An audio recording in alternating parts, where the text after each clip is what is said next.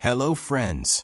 Welcome to Zube Stories, where every story hides a little secret just waiting for you. Are you ready for a ride? Settle in, watch gracefully, and let the magic unfold. Don't forget to subscribe and share, because some stories are too good to keep to yourself.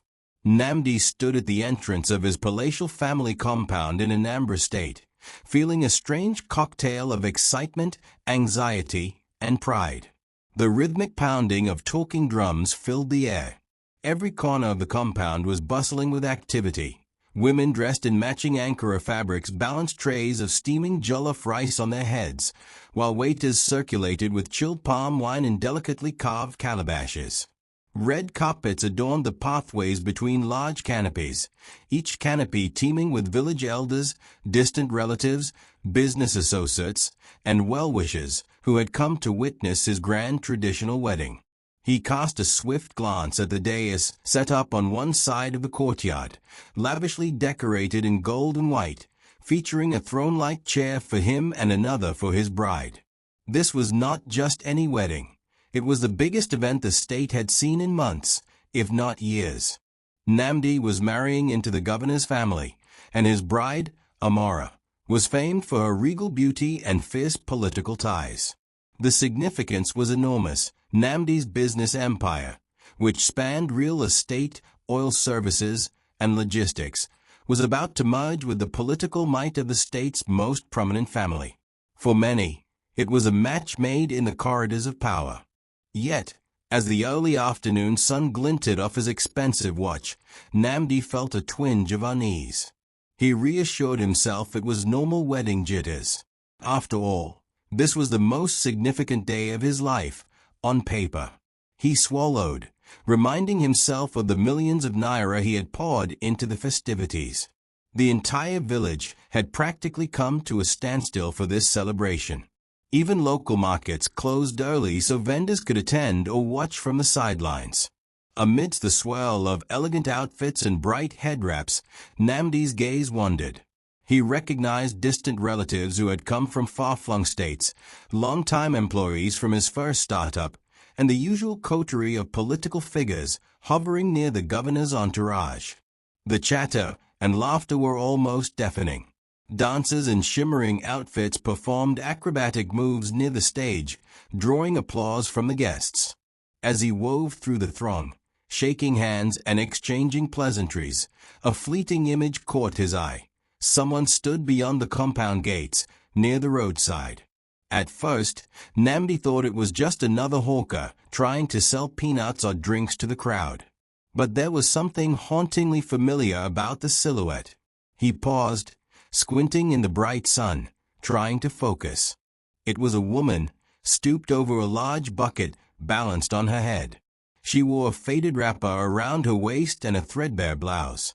Her belly protruded unmistakably. She was heavily pregnant.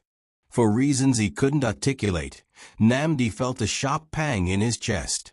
He moved closer to get a better look, ignoring the throng of extended hands reaching out to greet him. His heart began to thud irregularly as the woman turned slightly, the sunlight illuminating her face. His stomach twisted in recognition. That was Adaora. His Adaora. The woman he had once shared a tiny one-room apartment with back in their university days. The woman he had married in a small, private ceremony, because neither of them could afford more than a modest gathering. The same woman he had walked away from in the midst of his meteoric rise to wealth. Nnamdi froze in disbelief. What was Adaora doing here, so obviously impoverished and pregnant? And why was she hawking pure water at his traditional wedding? The shock coursed through him so powerfully that he could barely breathe. They hadn't spoken in over a year. Their last interaction had ended in bitterness, with Adaora leaving and refusing to take any settlement money beyond basic living expenses he had offered during the separation. He had told himself then that she would recover, maybe find a job or remarry. That was how life worked, wasn't it? People moved on. He had buried thoughts of her under an avalanche of business deals and social engagements. But here she was, in the flesh, her eyes downcast as she tried to sell sachets of pure water to passing guests who probably didn't even notice her. She looked much thinner than he remembered, her cheekbones pronounced, her complexion lacking its usual vibrancy. Yet it was her obvious pregnancy that jolted him the most. Suddenly, Nnamdi became hyper-aware of all the judgments that might be swirling if anyone else recognized her. The dignitaries, the wealthy in-laws, the village elders, they would see this as a scandal. A man about to wed the governor's daughter, confronted by his ex-wife, pregnant and impoverished, in the same breath as the festivities? It was unthinkable. He turned to one of his cousins, Obi, who stood beside him. "Do you see that woman over there by the gate?" Nnamdi asked in a belly-controlled whisper. Obi followed the direction of his gaze and frowned, not recognizing her. "Do me a favor," Nnamdi continued. "Just go and, tell her to wait for me behind the compound. Don't make a scene. Just politely ask her to wait, all right?" Obi nodded, somewhat perplexed, but he did as he was told. Meanwhile, Nnamdi attempted to maintain his composure. People were rushing up to him, congratulating him, praising his success. He forced a smile, but his mind was now locked on Adaora. He felt a cold sweat gather at his temples. Finally, after a few more forced pleasantries, he excused himself and slipped away from the main crowd, heading to a discreet corner near the back of the sprawling compound. He found Adaora standing by an old guava tree, the bucket at her feet. She clutched her wrapper tightly with one hand, her swollen belly pressing against the faded fabric. The moment their eyes met, Nnamdi felt a tumult of guilt, confusion, and regret swirl within him like a storm. Adaora's face was partially hidden under a scarf, yet he saw her trembling lips. "Nnamdi," she began, but her voice caught in her throat, as though she had not expected him to speak to her directly. His own voice was hoarse when he finally managed to reply. "Adaora, what are you doing here?" She didn't answer, lowering her gaze to the ground. Her silence felt like a knife slicing through the layers of pride he had built around himself. He noticed the small beads of sweat forming on her brow, evidence of hours spent under the scorching sun, hawking pure water. Suddenly, a flash of memory assaulted him. Adaora smiling at him in the early days, encouraging him to pursue his dreams, even when they were down to their last savings. How life had changed for both of them, and not necessarily for the better. "We shouldn't be talking here," Adaora finally said, picking up her bucket and adjusting it on her hip. "You have an event. Your wedding. You should go back. I was just selling water, that's all." His chest constricted. "We need to talk about," he glanced uncomfortably at her belly. "We need to talk," he repeated, his voice urgent. Adaora shook her head slowly, tears threatening to spill from her eyes. "There's nothing left to say." Her words were almost inaudible, choked with years of hurt. "You made your choices, and I made mine." And with that, she turned and walked away, leaving Nnamdi rooted to the spot, the thunderous music of his wedding celebrations clashing violently with the questions and regrets flooding his mind. As the festivities raged on, guests searched for the groom, not knowing he was at the back of the compound, struggling to reconcile the woman he saw today with the Adaora who once held his entire heart. Unbeknownst to him, a single tear slipped down his cheek, a tear for an ex-wife he'd left behind, now pregnant, hawking pure water at his wedding. The day that was meant to be his grand celebration had transformed into a haunting reckoning, and he couldn't shake the feeling that everything he thought he wanted was about to be overshadowed by the reality of his past. That night, long after the wedding festivities had wound down, the compound lay shrouded in moonlight. Most of the guests had either gone to local hotels or embarked on the journey back to their hometowns. Although the official ceremonies were scheduled to continue the next day, the bride's departure to the groom's home, the final traditional rites, Nnamdi felt no joy. He sat alone in one of the guest rooms, the walls adorned with pictures of him and Amara taken just hours earlier. Their smiles were wide, their poses regal, but looking at them brought him no solace. Instead, they seemed like mocking reminders of the fresh confusion swirling in his mind. Slumped on a plush sofa, he replayed the fleeting moment he'd shared with Nnamdi. He couldn't get over the disparity between what they had once been and what they had become. The memories, which he had tried so hard to bury under new wealth and new aspirations, came rushing back in excruciating detail. They had met during their second year at the University of Lagos. Nnamdi was a bright, hard-working literature major on a partial scholarship. He was an ambitious business administration student with plans to conquer Nigeria's entrepreneurial landscape.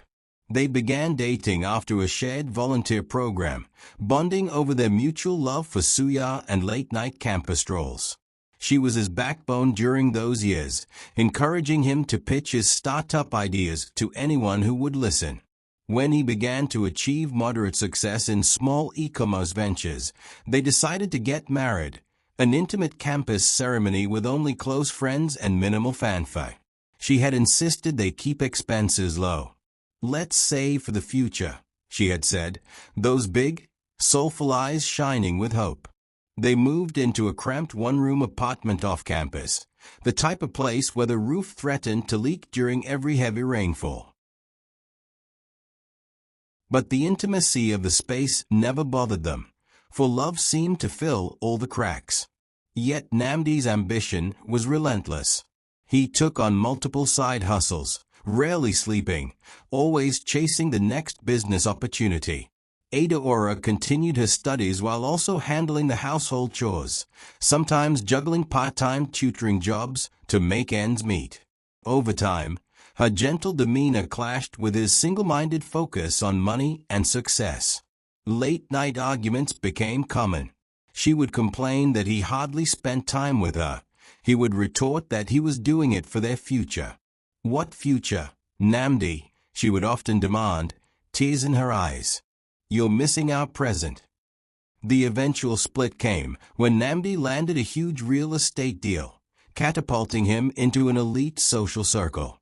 He started spending more time at business conferences, forging alliances with politicians and established tycoons. Nnamdi, shy and unwilling to confront his growing arrogance, quietly slipped away. At first, it seemed he was relieved. He had soared to dizzying heights without any baggage. But every so often, in the dead of night, a pang of regret would gnaw at him. He would wonder if he had thrown away something precious for material gain. Now, seeing Nnamdi in dire straits, heavily pregnant, cracked open the vault of guilt he had locked away. He rubbed his temples as though trying to physically expel the memory. The image of her standing there, selling sachets of water to his wedding guests, was etched into his mind. It contrasted so sharply with the brilliance of Amara's diamond jewelry and the elaborate wedding ceremony that had cost millions. A soft knock pulled him out of his reverie. The door creaked open and Amara stepped inside. She wore a silk wrapper around her waist, and her matching blouse glinted with tiny beads. Though her makeup was mostly gone, she still looked radiant.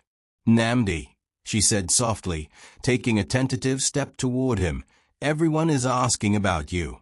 Are you okay?" He forced a weak smile, gesturing for her to sit next to him. She perched on the edge of the sofa. "Just a bit overwhelmed by everything," he murmured, telling half the truth. "It's a big day." She studied him carefully, her eyes narrowing slightly. "You disappeared for a while earlier, and even now, you look distant. Is there something you're not telling me?" A swell of panic rose in his chest. He couldn't possibly tell her about Nnamdi. Not yet, not in the middle of the wedding proceedings. "It's just business worries," he lied, affecting a casual shrug. "Some deals are not going as planned. The timing is unfortunate." Amara placed a hand on his shoulder. "Don't worry about that now. My father can help sort any issues after the wedding. He already has big plans for you, joint ventures, expansions. Let's enjoy today's success, He nodded stiffly, feeling an odd sense of guilt. Everything in his life was about to change. He just didn't know how or in which direction. Exhausted by the day's events, he managed to distract Amara with talk of future business expansions and political connections. Inside, though, he was anything but relaxed. In his mind, Adeora's face hovered persistently. Later that night, sleep did not come easily. He tossed and turned, haunted by memories. In the quiet of the early morning, a vivid dream seized him. He saw himself as a younger man, standing in that cramped one-room apartment, counting and recounting a small stack of Naira notes. Adeora entered, excited about her final exams, but he barely looked up. She asked if he wanted to celebrate after her exams, maybe by suya from their favorite campus spot. He dismissed her, absorbed in his calculations. In the dream, she stood there, looking so small and vulnerable. The heartbreak in her eyes was palpable, and he was too blinded by ambition to notice. He jolted awake, covered in sweat. Realizing it was only a dream brought little relief. The wedding day's images melded with scenes from his past, forming an unshakable sense of regret. He slid out of bed, careful not to wake Amara, and crept to the window. Pulling aside the curtain, he stared at the moonlit compound, rows of white canopies, a few stray goats scurrying across the yard, and half-finished bottles of soda scattered on tables. He had everything he ever wanted: money, power, a new wife with the highest political connections. Yet, for the first time in a long time, he felt intensely hollow. "Why, Adeora," he murmured to the shadows outside. "Why are you here now?" But somewhere in his heart, he knew that fate or coincidence had little to do with it. He had been the architect of this heartbreak, and now reality had come to collect its due. Early the next morning, after the first wave of ceremonial rites were performed, blessings from elders, public exchanges of gifts, and photo sessions, Nnamdi slipped away yet again. The sun was just peeking above the horizon, casting a golden hue over the village. People were already bustling about, cleaning up the mess from the previous night and preparing for the next round of festivities. Music blared from the speakers near the compound entrance. Nnamdi made his way to a secluded corner outside the main gates, scanning the area. He half expected Adeora not to return. Yet, a corner of his mind, maybe his heart, hoped otherwise. He feared she might have left the village, never to be found again. But he couldn't let it end that way, not with so many unanswered questions swirling in his mind. After pacing near a row of banana trees for several minutes, he spotted her. Adeora was standing near a small shed opposite the compound, a large basket of Pew water sachets resting at her feet. She looked as though she'd slept in the same clothes, her hair hastily wrapped in a scarf. Her eyes were puffy and ringed with shadows, and she shifted her weight uncomfortably from one foot to the other, a sign that her pregnancy was already taking its toll on her body. He took a deep breath and approached her, heart hammering against his ribcage. Adeora noticed him but kept her gaze fixed on the ground. She didn't walk away, nor did she greet him. They remained like that for a long moment, two people standing in the hush of early morning, tied together by a complicated past. "How are you?" Nnamdi finally asked, his voice coming out more timid than he intended. Her lips parted, but she let out a humorless laugh. "I'm alive," she answered curtly. "Isn't that enough?" He winced at her clipped tone. He deserved it, after all. "Look," he began, glancing around to ensure no one was listening. "I need answers. About the baby." Adeora's arms went reflexively around her swollen belly, as though to shield it from him. "No," she replied softly but firmly, "you don't need answers. This is my child." The protective way she held her midsection made him ache with remorse. Is it mine?" he asked, dreading the words. She shook her head, biting her lip. "We're no longer married, Nnamdi. My life is my own now." He took a step closer, lowering his voice. "Adeora, If there's a possibility that this baby is mine, I have a right to know. I need to know."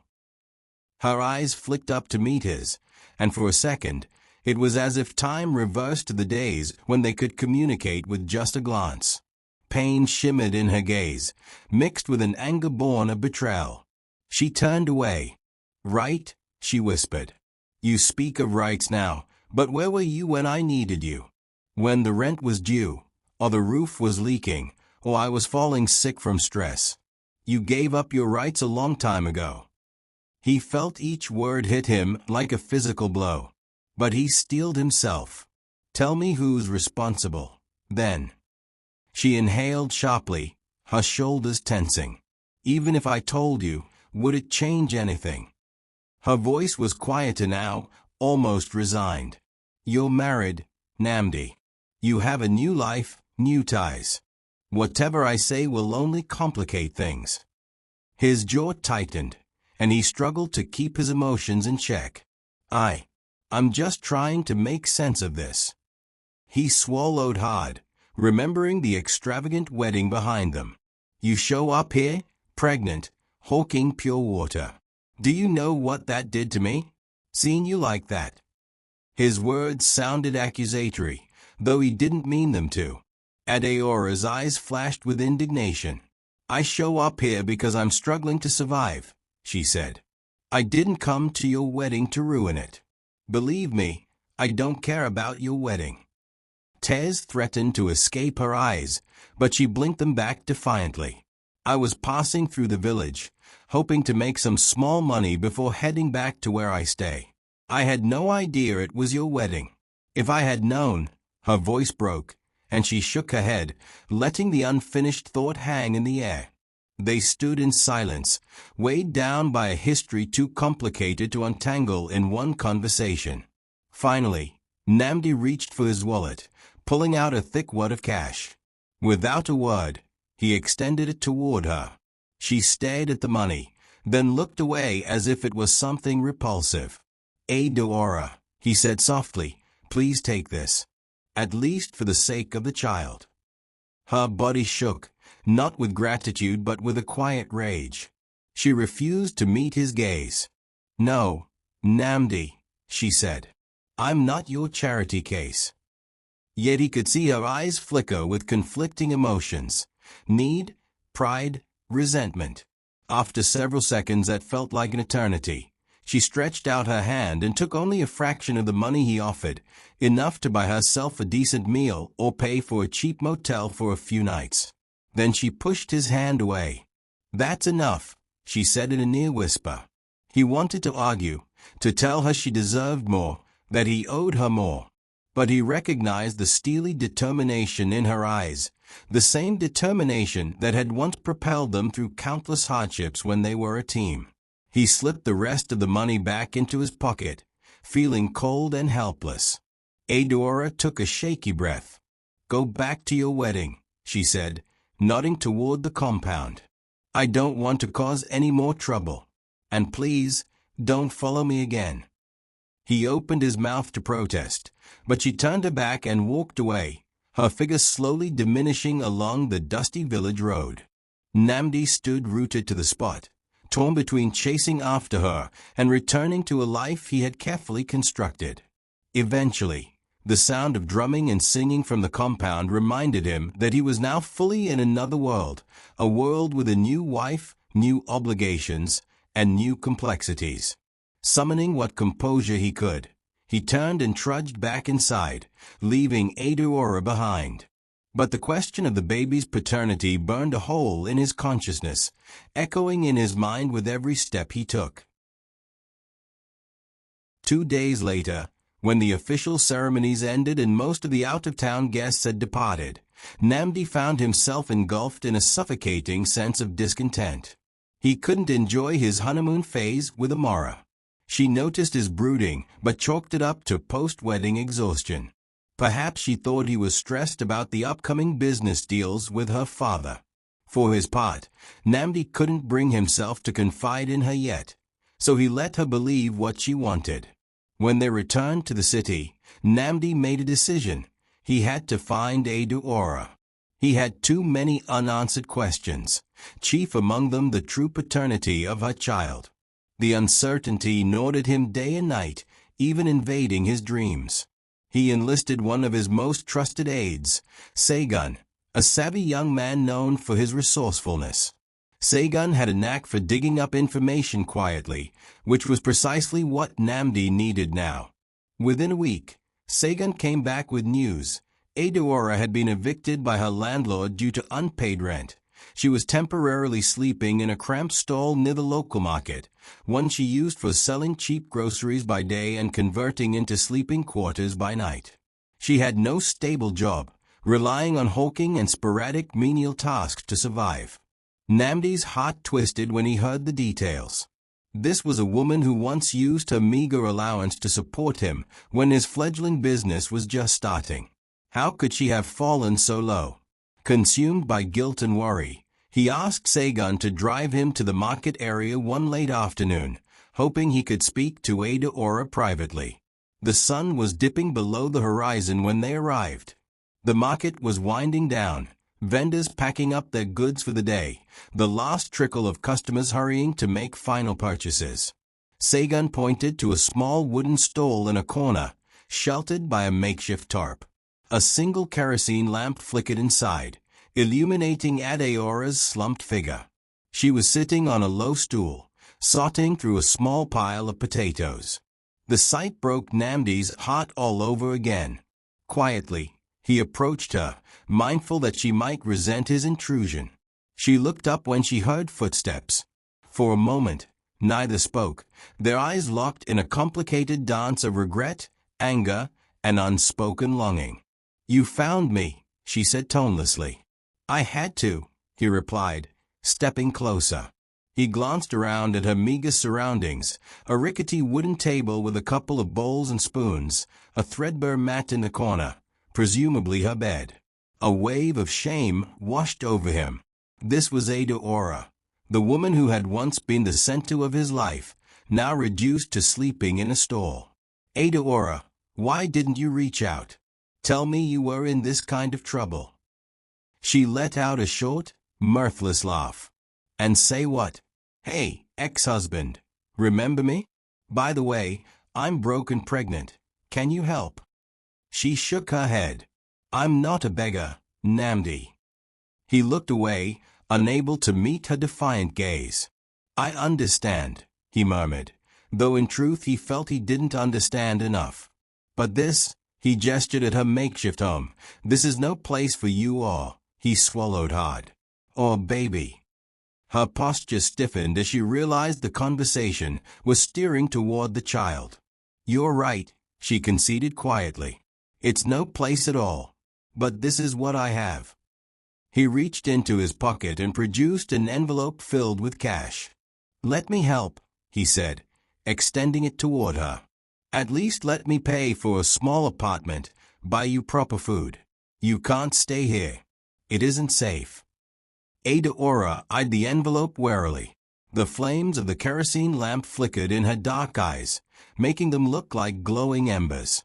"Help," she repeated, as though testing the word on her tongue. "Why do you want to help all of a sudden?" He exhaled, torn between telling her that he cared or admitting he felt an overwhelming guilt. "Because I can't stand seeing you suffer," he said, his voice trembling. "And if the child is mine," he let the statement hang in the air. Her lips tightened into a thin line. "So it's about the child." "It's about both of you," he replied earnestly. "I regret a lot of things, Adaora. You don't have to believe me, but I've never stopped caring." She studied him for a long moment, as though trying to determine if he was sincere. Then, in a move that surprised him, she took the envelope. Her hands shook, and tears slid down her cheeks as she clutched it to her chest. It seemed like the walls of her resolve were finally cracking. "I can't keep doing this," she whispered, half to herself. "I'm exhausted." Nnamdi crouched down beside her, gently touching her shoulder. "You don't have to. Let me at least get you somewhere safe to stay." She nodded, tears now flowing freely. "Thank you," she managed between sobs. Then she swallowed, as if making a decision. Nnamdi, the baby is yours. I was trying to protect myself, or protect you, I don't know. But yes, it's your child. The words, though expected, sent a jolt through his entire being. He felt a mixture of relief, terror, excitement, and guilt swirl in his gut. Adora, he whispered, placing his other hand over hers, I'll do whatever it takes. You won't have to do this alone. She gazed at him, her eyes pools of sadness and longing. Isn't it too late, though? You're married now. Your wife is the governor's daughter. What place do I have in your life? He closed his eyes for a moment, wrestling with a confession he had been too cowardly to admit to himself. I don't know, he finally said, voice laced with regret. But I'm not turning my back on you or this child. A fresh sob tore from Adeora's lips, and she buried her face in her hands. Nnamdi gently embraced her, aware that this moment was both heartbreaking and profoundly significant. The old love they once shared felt dangerously close to the surface, but overshadowed by years of pain and betrayal. Sagan, who had discreetly lingered outside, cleared his throat to announce his presence. Nnamdi helped Adora gather her few belongings and guided her into the waiting car. As they drove off, she stared out the window, the city lights reflecting in the tears that still clung to her lashes. Nnamdi quietly reached for her hand. She didn't pull away, but neither did she entwine her fingers with his. A fragile truce lay between them. Despite the swirling questions of how he would handle this enormous complication in his new marriage and social standing, one thing was crystal clear: Adora was carrying his child, and he could not let her remain in that stall. No matter the consequences, he felt bound to right this wrong. Later that night, after settling Adora into a modest apartment he owned on the outskirts of town, he returned to the luxurious condo where he lived with Amara. She was fast asleep when he slipped in, the chandelier in the foyer casting a cold glow across the polished marble floors. Nnamdi's mind spun with the enormity of the choice he was about to face. Amara, Adora, the child. The unstoppable clash of worlds looming just ahead. He sank into a chair in the living room, burying his face in his hands. No matter how he tried to piece it together, the puzzle of his life appeared on the verge of shattering. And at the heart of it all was a pregnant woman he had once deeply loved, perhaps he still did, whom he had left behind in his pursuit of wealth. He could sense the tides of fate rising, ready to reshape everything in their path. It didn't take long for Amara to sense something was amiss. Within days of Nnamdi's secret arrangement to care for Adora, he began disappearing at odd times, late evenings, early mornings. His phone sometimes switched off or answered with curt explanations. His anxious demeanor and perpetual distraction began to chisel away at the bliss of their newlywed phase. One afternoon, as he was dressing for a business meeting, Amara cornered him in their bedroom. She stood with her arms folded across her chest, wearing a designer blouse paired with an ornate wrapper. Her expression was a mixture of hurt and suspicion. Nnamdi, she said, her voice carefully controlled, where do you go every night? He paused mid-motion, a shirt half-buttoned, uncertain how to respond. Just, some urgent business matters, he stammered. She narrowed her eyes, not buying the excuse for a second. Really? Because I spoke with my father this morning. He said none of his associates have had any late-night meetings with you. Care to explain? His heart skipped a beat.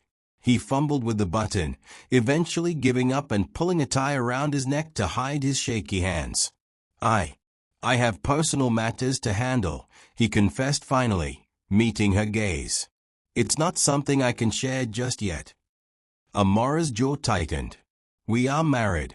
That means we share everything, especially something that's bothering you this much. Is it another woman? She spat the words out as if they tasted foul. Nnamdi swallowed hard, his silence betraying him. Amara let out a harsh laugh, turning away for a moment as though the impact of her own words stung more than she'd expected. "I see," she said softly, her voice trembling with barely contained anger. "And here I thought we were building a future together." He took a step forward, desperate to explain, but still afraid of the repercussions. "Listen," he began, his voice subdued. "It's complicated. Yes, there is someone else, but not in the way you think. She's my ex-wife. She's pregnant, Anne." A flash of rage crossed Amara's face, and she whirled around.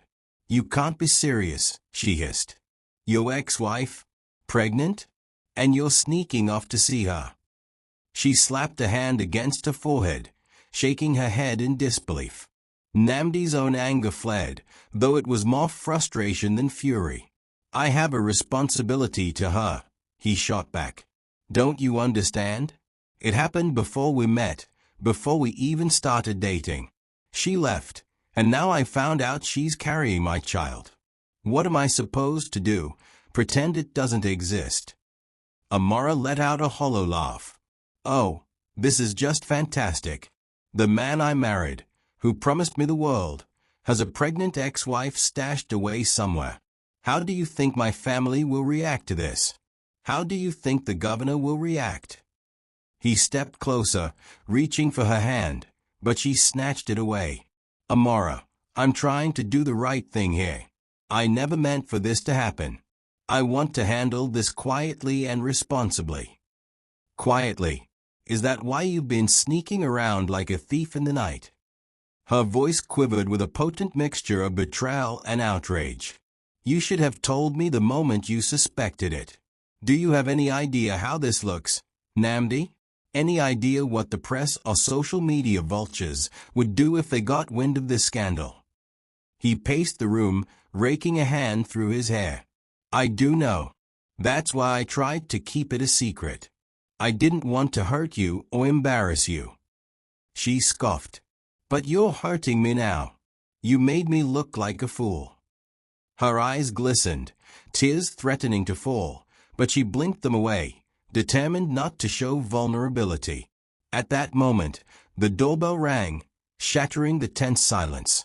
One of Amara's cousins had arrived unexpectedly, but neither of them moved to answer. They stood in a standoff, hearts pounding.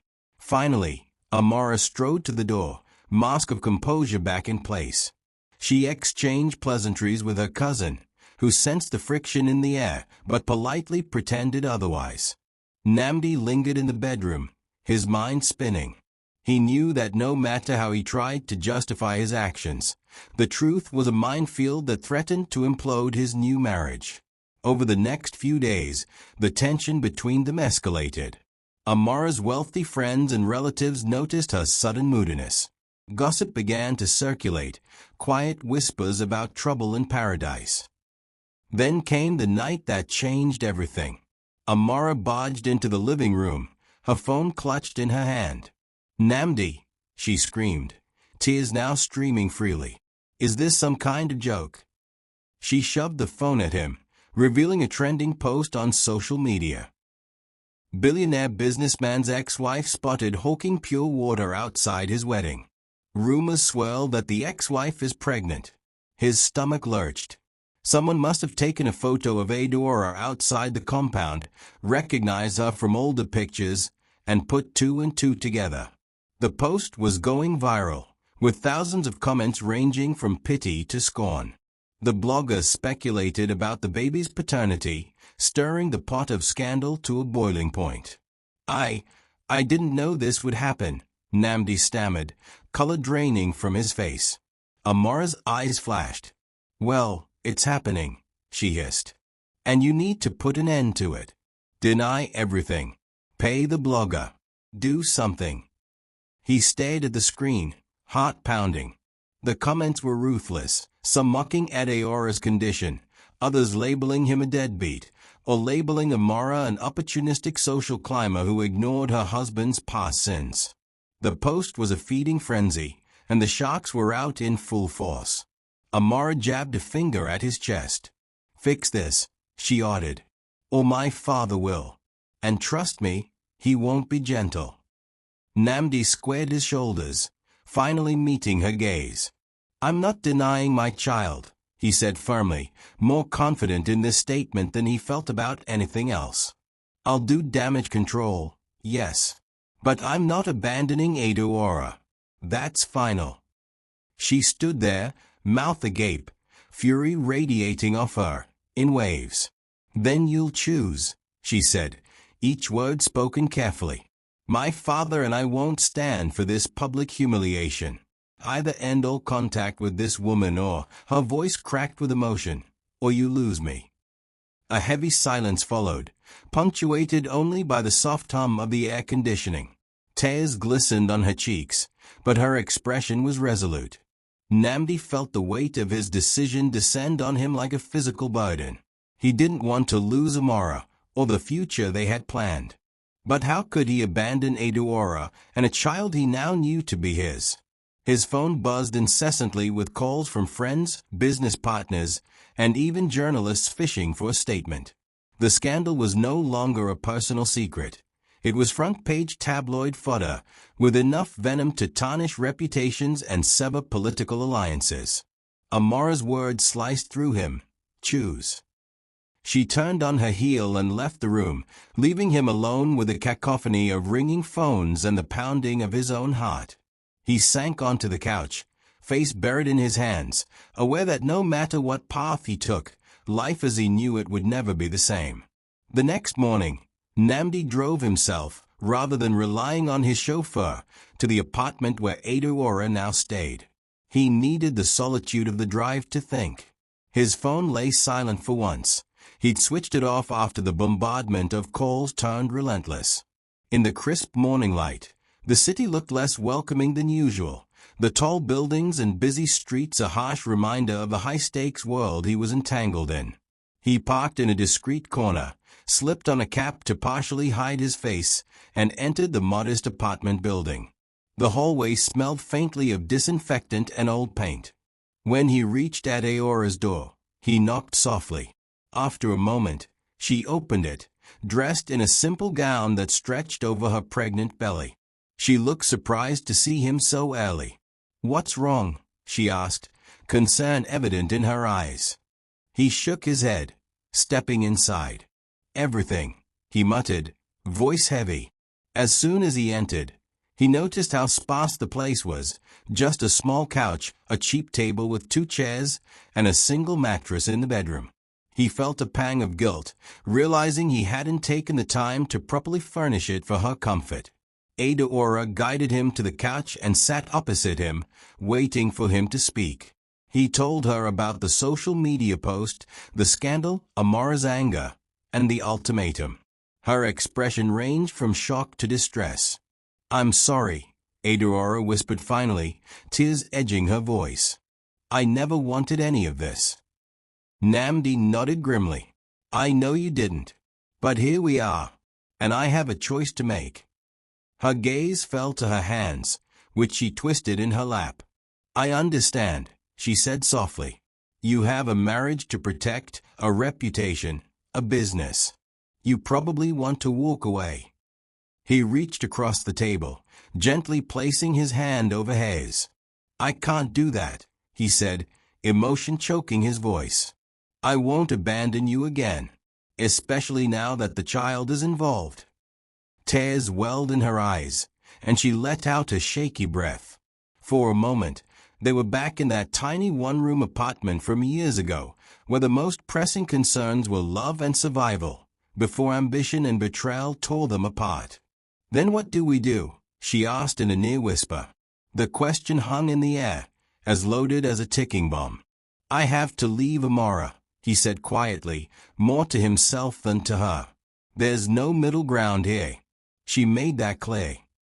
Adeora's eyes flickered with alarm. "You're sure about this? It's her or me, essentially." He nodded. "Her father is the governor. I stand to lose political connections, business deals, everything I built.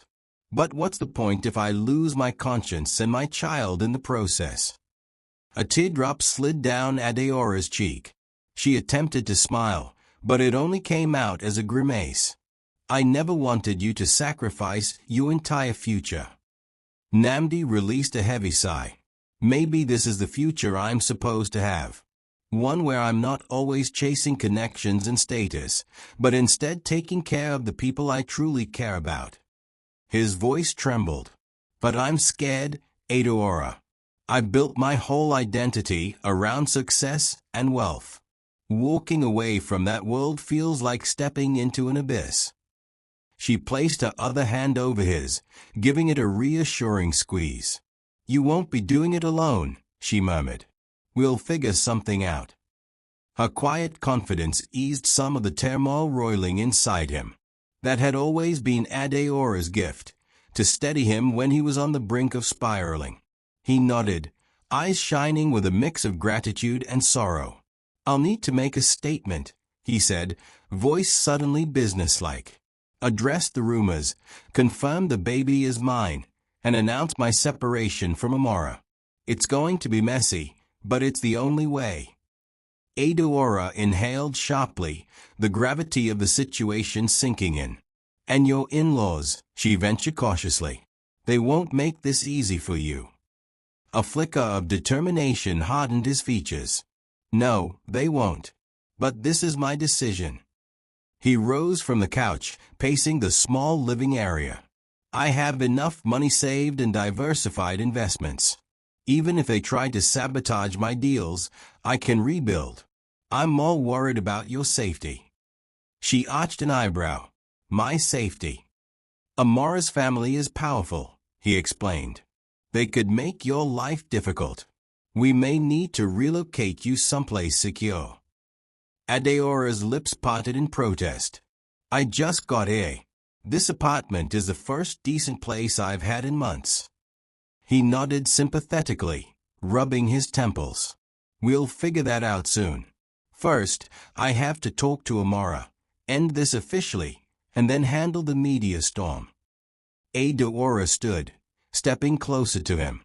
She reached out, gingerly touching his face.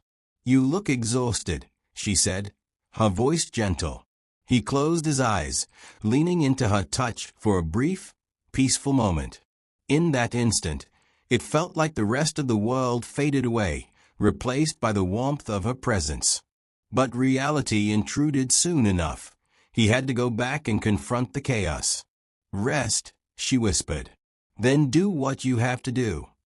He lingered a moment longer, then pulled away, giving her hand one final squeeze.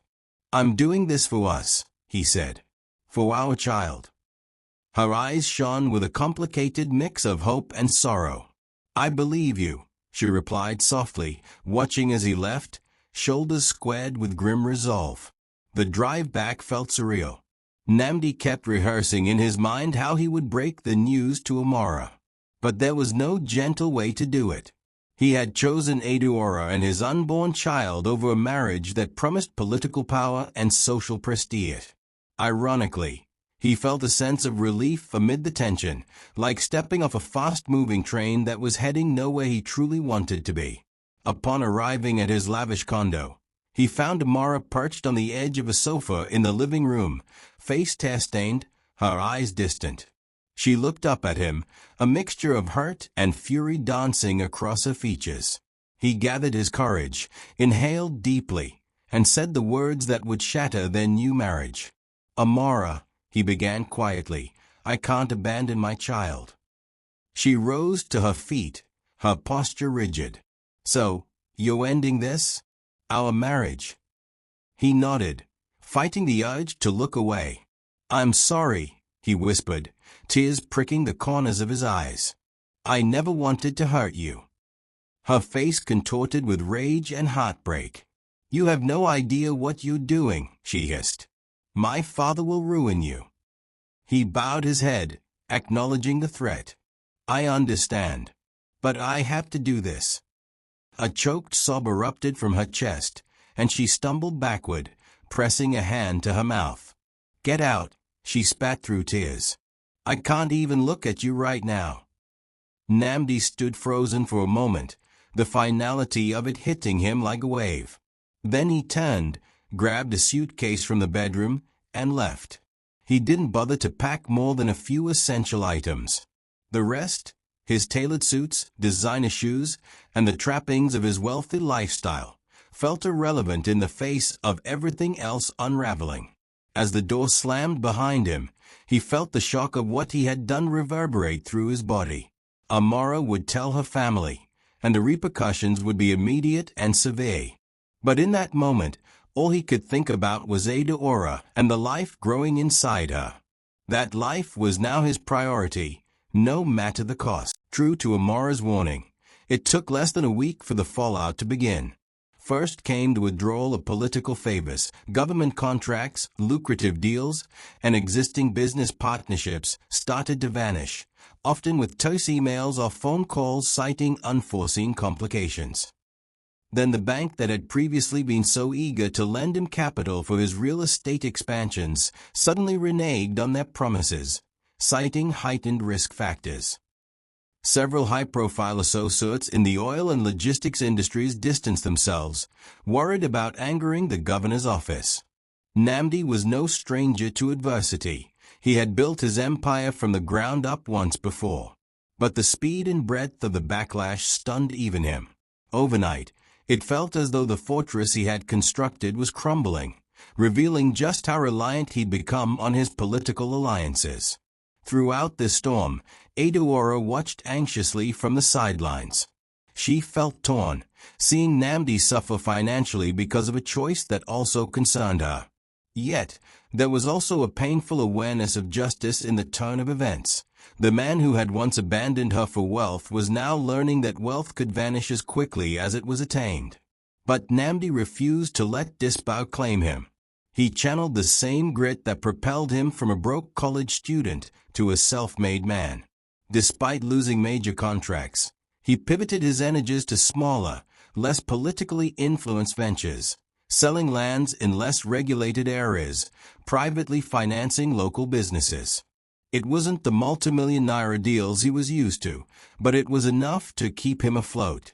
To ensure Adaora's comfort, he found a better apartment, this time in a safer neighborhood, though still modest compared to his former penthouse life. At first, Adaora resisted the move, feeling it was too much, but he insisted. "I want you to be secure," he told her gently. "Our child deserves that." They fell into a routine of doctor's appointments, prenatal classes, and quiet evenings spent poring over baby books. Adaora, still guarded, found herself slowly thawing in Nnamdi's presence. He showed up consistently, whether it was taking her to appointments or helping her arrange the nursery with second-hand baby items. Little by little, he tried to rebuild trust, acknowledging the enormity of the hurt he had inflicted. One rainy afternoon, after their return from a checkup, they sat together in the living room of Adaora's apartment, listening to the gentle patter of raindrops on the window. A small table lamp gave the room a cozy glow. Adaora sipped a cup of hot tea, a faint smile playing on her lips. Nnamdi watched her, a flutter of emotions dancing in his chest. "You look better," he commented softly, noticing the healthier glow in her cheeks. Her belly had grown substantially in the past few weeks. She looked every bit the radiant mother-to-be. She gave a small nod. "The doctor says everything's on track. The baby's healthy." He exhaled in relief, then hesitated before speaking again. "Adaora, I know we haven't really talked about us, apart from the baby. But I want you to know I'm here for you. Not just as a father, but if there's a chance." She held up a hand, her eyes reflecting a mix of tenderness and caution. "Let's not rush, Nnamdi. We've both changed a lot since we were younger. Let's just focus on making sure this child comes into a loving environment, okay?" He nodded, swallowing the lump in his throat. "Okay," he echoed, trying to hide his disappointment. He understood she needed time to heal, to see if he was genuinely committed or merely reacting out of guilt. The years of separation and the way he had dismissed her feelings wouldn't vanish overnight. But his redemption journey was not only personal. He found himself increasingly drawn to community work. For the first time in a long time, he used his resources not just for profit, but to make a tangible difference in the lives of people who reminded him of Adeora's struggles. He funded small-scale community projects, clean water initiatives, scholarships for underprivileged students, and basic healthcare outreach. Though the scale was modest, the impact was real, and each new project fueled a sense of purpose he hadn't felt in years. The rumors of his philanthropy trickled through social media, met with mixed reactions. Some said he was trying to buy back public favor after the scandal. Others, however, applauded his efforts.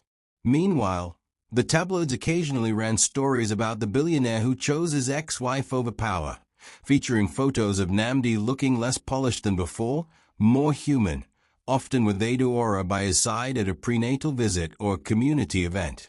Despite the swirl of public chatter, Nnamdi refused interviews. He let his actions speak louder than words. And while his bank account took a significant hit, his soul felt strangely replenished.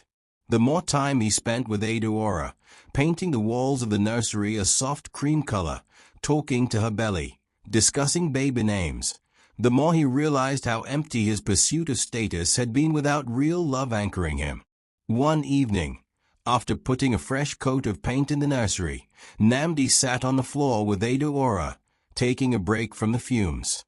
Adeora rested her head against the wall, closing her eyes. "I can't believe this is actually happening," she murmured, one hand absently rubbing his stomach. "A few months ago, I was sleeping in a market stall, unsure of how I'd bring this child into the world." He swallowed, emotion surging. "I'm sorry you ever went through that," he whispered. She opened her eyes, turning her head to look at him. "I never expected you to come back," she admitted. "I thought you were lost to that world of power and money." He hesitated before replying, honesty burning on his tongue. "I was lost," he said.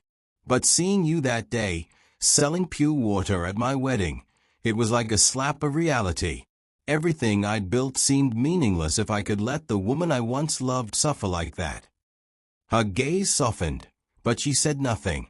They sat in that quiet, paint-scented room, the unspoken words hanging between them.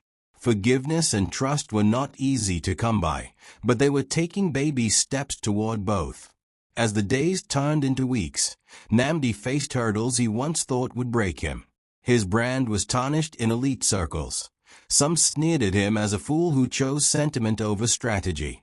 But in the reflection of Adeora's eyes, he saw a glimmer of the man he wanted to be, a genuine father, a caring partner, a responsible citizen. Each time he heard their unborn child's heartbeat on the monitor at the clinic, his resolve to protect them both only grew stronger. By the time the rainy season began to wane, the nursery was nearly complete.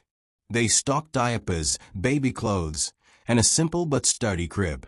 Adeora had begun to see Nnamdi's devotion manifest in actions big and small, picking up her favorite snacks, arranging monthly checkups with the best doctor he could afford, and even learning how to cook some of her preferred soups, though his first attempts were borderline disastrous. One late afternoon, as they organized the baby items, Adeora turned to him with a hesitant smile. "You know, if we have a boy, I've been thinking of naming him Chidubem. God is my guide. Because that's what this journey feels like, doesn't it?" He paused, the soft ring of the baby's name echoing in his mind. "Chidubem," he repeated quietly, testing the syllables. A swell of emotion rose within him. "I like that," he said earnestly. "It's perfect." Adeora smiled, tears gathering at the corners of her eyes. In that instant, Nnamdi realized that while the road to full reconciliation was still long, they were at least walking it together. And that, he thought, was more valuable than any business deal or political alliance he had ever secured. Just when it seemed the worst had passed, Amara struck back. Like a seasoned politician's daughter, she waited for Nnamdi to lower his guard before unleashing her fury. Weeks after Nnamdi had stabilized his situation, she found a way to hit him where it hurt, his business reputation. It began with leaked documents on social media that suggested corruption in Nnamdi's old real estate deals. Though the papers were heavily edited and lacked context, the online community devoured them. The headlines fled. Disgraced billionaire, under investigation for fraud. Is this why he abandoned the governor's daughter? The rumors spread like wildfire, twisting the narrative into a sensational story that pinned Nnamdi as a con artist who tricked everyone, including the governor. Corporate sponsors and private investors panicked, withdrawing funds and threatening legal action if Nnamdi didn't clear his name. Then came the daily calls from creditors, worried employees, and journalists camping outside his apartment. The once confident man felt the ground shift beneath his feet, threatened by a landslide of allegations. He knew that many of the deals in question were legitimate, or at most contained minor administrative errors. But the public had already decided he was guilty. Amara's father, though officially denying involvement, subtly fueled the rumors, ensuring no one in government circles would come to Nnamdi's defense. Adaora watched the unfolding drama with dread. She saw the stress clawing at Nnamdi, who was already juggling so many responsibilities. One afternoon, she found him hunched over his laptop, scanning through the latest wave of accusatory articles. His face was drawn, eyes bloodshot from lack of sleep. "We need to release a statement," she said gently, placing a hand on his shoulder. "Let the public hear your side." He sighed, massaging his temples. "It won't matter. Her family's influence is too strong. Once they set their sights on destroying someone, there's little that person can do." Adaora's eyes flickered with concern. "So, what do we do? Just let them ruin everything you've worked for?" A bitter laugh escaped his lips. "This is bigger than losing business deals, Adaora. They want to make sure I never rise again. All because I wouldn't abandon you and the baby." She felt a pang of guilt, but also a blossoming sense of admiration for his choice. "I'm so sorry," she whispered. He turned, capturing her hand in his. "Don't be. I made my decision, and I won't regret it, no matter the fallout." Despite his brave words, the onslaught continued. Bloggers continued to sensationalize the story. Billionaire dumps governor's daughter for hawking ex-wife, eliciting thousands of mocking comments. Memes popped up, ridiculing the situation. Political analysts labeled him foolish for throwing away a golden opportunity. One evening, Nnamdi received a surprise visitor at his office, a small, humble space he now rented for his remaining business operations.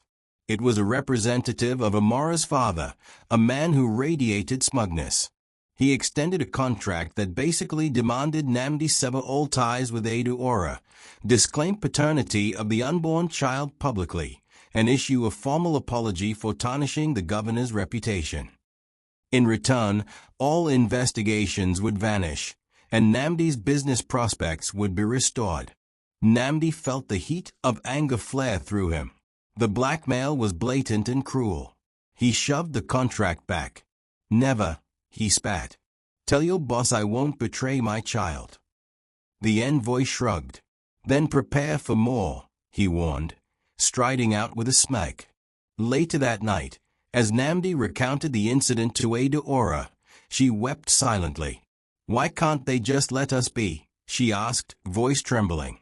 He pressed a kiss to her forehead. "Because I represented their ticket to bigger power, and I walked away. They want to make an example of me." His jaw tightened. "But they can't have my soul." In the midst of the chaos, Adaora's due date loomed closer. She struggled with swollen ankles, back pain, and the overwhelming stress that came from constant media scrutiny. Paparazzi sometimes even trailed her to the grocery store, snapping photos and hurling invasive questions. Nnamdi tried to shield her as best he could, hiring a small security detail whenever she went out. Still, it was impossible to maintain any semblance of normalcy.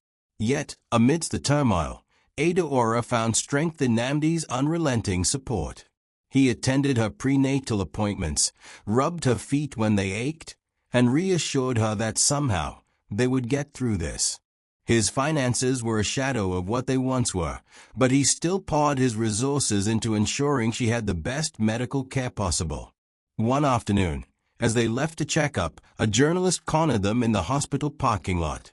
A camera phone was thrust in their faces, the flash nearly blinding. "Mr. Nnamdi, any comment on the allegations that you're a fraud?" the journalist asked, voice excited. "Is it true the child isn't even yours? That you're using this situation for sympathy?" Nnamdi's grip tightened around Adeora's hand. He glared at the journalist. "No comment," he snapped, guiding Adeora to the car as quickly as he could. But the man persisted, peppering him with more invasive questions until the security detail intervened. Adeora collapsed in the passenger seat, tears sliding down her cheeks. "I can't wait for this to be over," she murmured. He started the engine, his jaw clenched. "Neither can I." That night, as thunder rumbled outside and rain lashed against the windows, Nnamdi sat on the couch with Adeora, the lights dimmed for a semblance of calm. He scrolled through social media, wincing at the hateful comments and sensational headlines. But then he stumbled on a scattered handful of supportive messages, people who sympathized with Adeora's plight, praising Nnamdi for standing by his pregnant ex-wife against all odds. It was a small glimmer of hope in a sea of negativity. He squeezed Adeora's hand, showing her the messages. She offered a teary smile, resting her head on his shoulder. "Just focus on these," he murmured, forcing optimism into his tone. Outside, the storm raged, but inside, they found a fragile peace in each other's presence. The next battle, Adeora's labor, was just around the corner, and neither of them could predict how the swirling storm of scandal would affect the moment that should be purely joyful. In the weeks to come, Nnamdi battled legal threats, tarnished public perceptions, and financial pitfalls. Yet, day by day, he found a deeper resolve to protect Adeora and the baby at any cost. It was this unwavering commitment that kept him afloat in the darkest moments, even as Amara's revenge campaign threatened to consume everything he had left. Adeora's contractions began on a sweltering afternoon in July. Nnamdi had been at his makeshift office, trying to salvage a small logistics deal, when the call came. He raced out the door, heart pounding so loudly in his ears that he could barely think straight. Within minutes, he was weaving through traffic, horns blaring around him, ignoring the exasperated cursing of other drivers. All that mattered was getting to Adeora. He found her already in a hospital room, breathing through contractions as nurses checked her vitals. A wave of relief washed over him. At least she was in capable hands. Drenched in sweat, he rushed to her side. She clutched his hand with surprising strength, her brow furrowed with pain. "Nnamdi," she gasped between contractions, "it hurts." His heart lurched. "I'm here," he whispered, pressing a kiss to her forehead. "I'm not going anywhere." Time seemed to blur after that. He paced the corridor, filled out medical forms, and tried not to panic every time Adeora cried out from the labor pains. Finally, a nurse guided him into the delivery room, and the world narrowed to the sight of Adeora on the hospital bed, her face contorted with effort and agony. He'd never felt so powerless. All his wealth, his connections, none of it mattered here. The only thing that counted was Adeora's life and the life of their child. He hovered at her side, wiped sweat from her brow, and whispered words of encouragement he hoped would anchor her through the pain. After what felt like an eternity, the doctor gave the final instructions. "Push, Adeora. One more push, you can do it." She let out a primal scream, and Nnamdi held his breath. A moment later, a piercing wail filled the room. The doctor lifted a tiny, wriggling baby, covered in fluid and surprising patches of curly hair. Nnamdi's knees nearly buckled as tears streamed down his face. He watched, transfixed, as the nurse quickly cleaned and swaddled the newborn before placing the child in Adeora's trembling arms. "It's a boy," the doctor announced, a smile lighting up her face. Healthy and strong. Adeora's eyes brimmed with tears as she gazed at their son. Nnamdi leaned in, barely able to see through his own tears.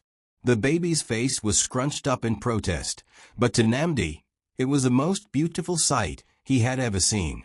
Chidubem, Adeora whispered, voice quivering with awe. Our little Chidubem. Nnamdi reached out a tentative hand, gently touching his son's cheek. The baby let out another soft cry, and Nnamdi felt his heart swell to a point he'd never known possible. All the stress, the scandals, and the fears melted away in that instant, overshadowed by the raw miracle of life. For a long while, they simply marveled at him, exchanging tearful smiles. Eventually, the nurses took Chidubem to weigh him and do the routine checks. Nnamdi leaned over Adeora, pressing his forehead to hers, overwhelmed by gratitude and relief. You did it, he breathed, or coloring every syllable. She let out a shaky laugh, half sob, half joy. We did it, she corrected softly, gripping his hand.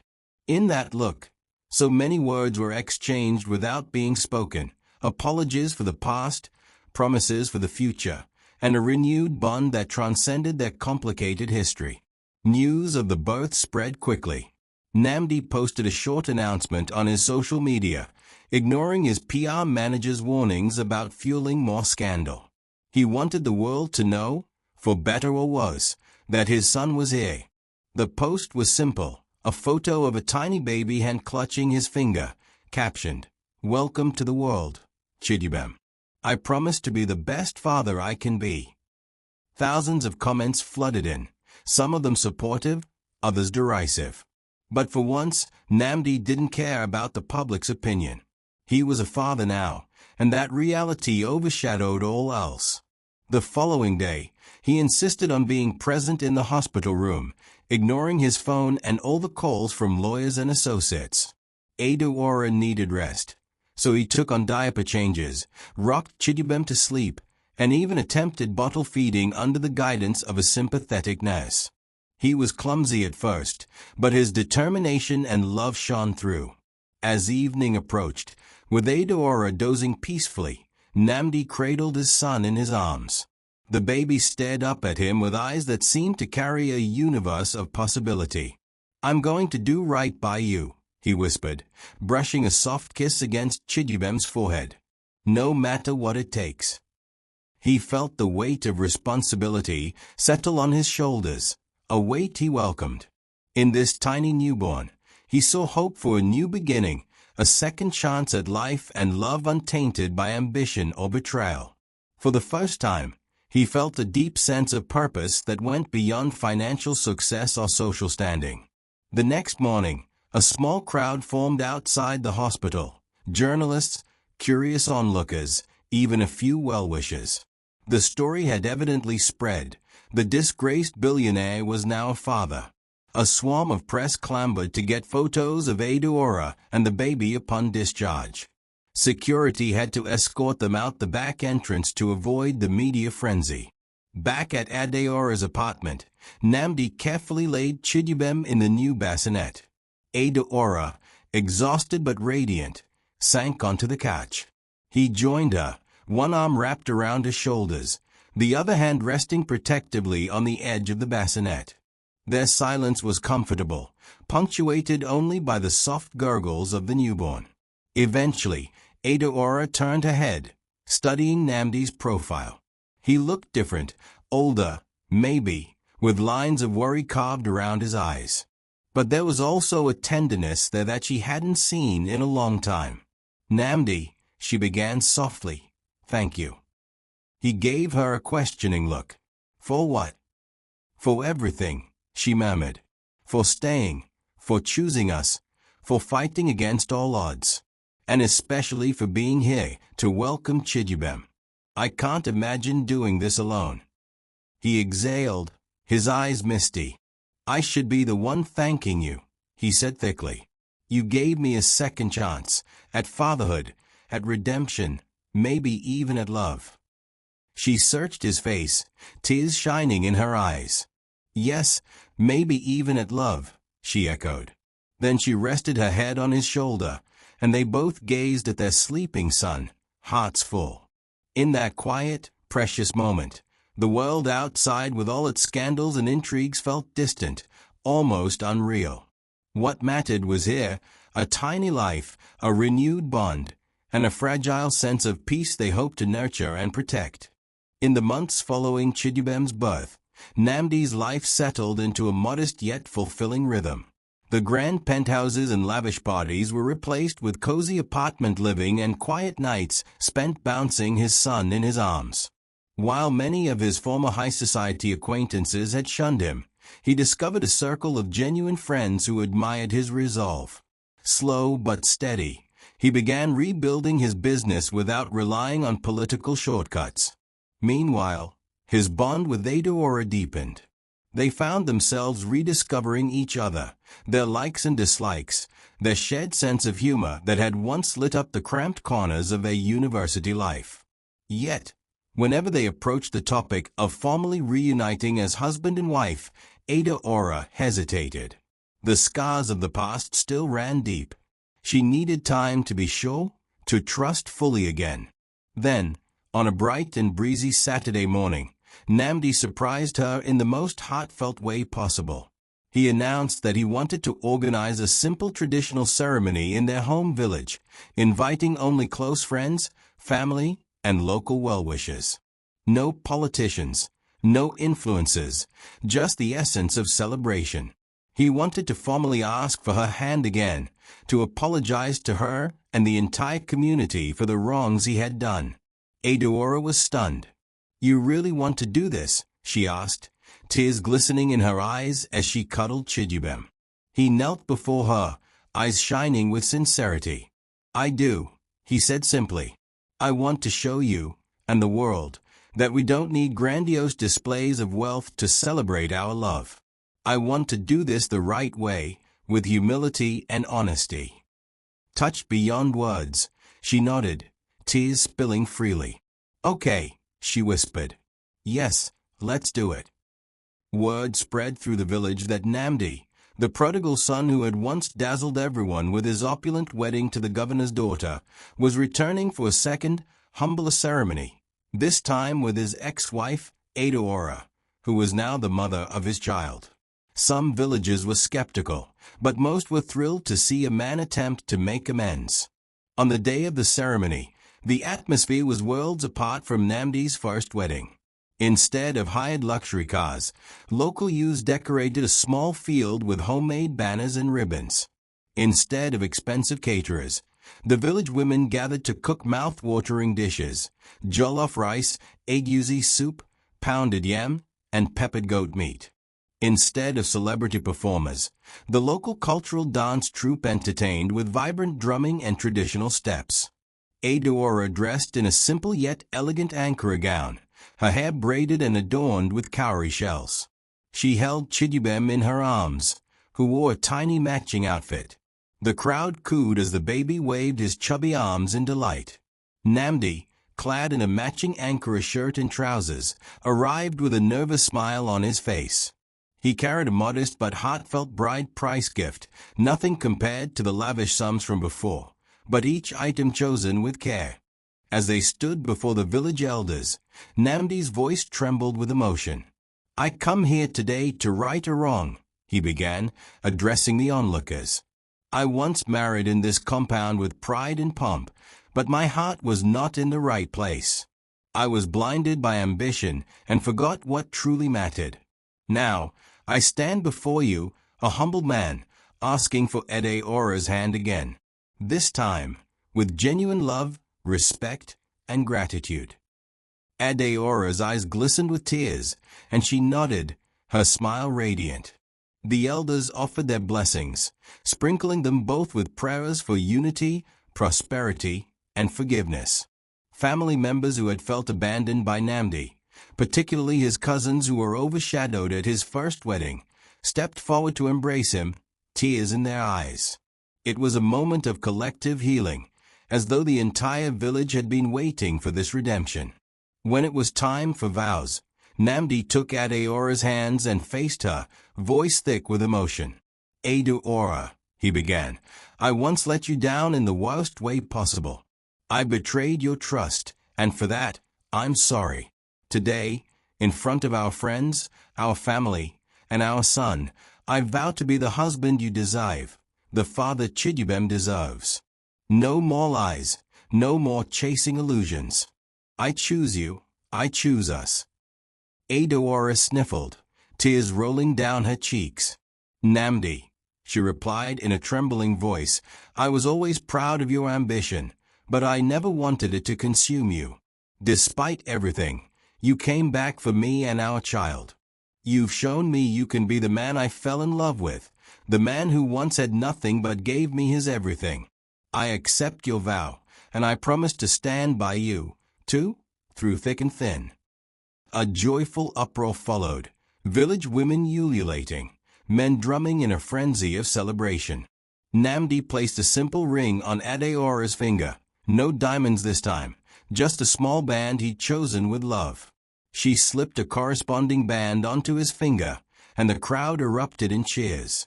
It wasn't a spectacle of wealth, it was a spectacle of heart. A video clip of the ceremony surfaced on social media shortly after. It showed Nnamdi's tearful apology, Adeora's emotional acceptance, and the crowd's outpouring of support. Ironically, this clip also went viral. "From billionaire to a real man," read one trending hashtag. People debated it online, with many expressing admiration for his courage to humble himself and fight for true love rather than status. The cynics called it a PR stunt, but the sincerity in Nnamdi's quavering voice and Adeora's tearful response was hard to dismiss. In the end, it didn't matter what the online masses thought. For Nnamdi, Adeora, and baby Chidubem, life had come full circle. They stood in the dusty village compound, arms entwined, hearts light, surrounded by genuine well-wishers who celebrated not the glint of gold, but the depth of a second chance. That evening, when the guests had gone home, and the night sky twinkled with stars, Nnamdi and Adeora sat on a wooden bench, Chidubem dozing in Adeora's lap. A soft breeze rustled the leaves overhead. Nnamdi slipped an arm around Adeora's waist, pulling her close. "Thank you," he murmured, pressing a gentle kiss to her temple, "for trusting me again." She gazed at him, a contented smile curving her lips. "Thank you for becoming the man I always knew you could be." As they gazed at the moonlit sky, the hush of the village around them, they relished the simple truth. Love is not measured by glittering ceremonies or political connections, but by the quiet moments of sacrifice, the daily acts of devotion, and the willingness to choose each other over and over again, even when the world watches, judges, and conspires otherwise. In that shared silence, one era ended, and a new one began. A humble wedding had replaced the grand spectacle, but in its simplicity, they found a richness no amount of money could ever replicate. The journey had been fraught with pain and loss, but ultimately led them here, together, healed, and free, with baby Chidubem nestled between them as a symbol of hope, renewal, and the unbreakable power of true love. I hope you enjoyed the story. If you did, kindly hit the like button and subscribe for more captivating tales. I'd love to hear from you. What stood out to you, or what lesson did you take away from this story? Share your thoughts in the comments section below. Until next time, see you in the next story. With love, Zub.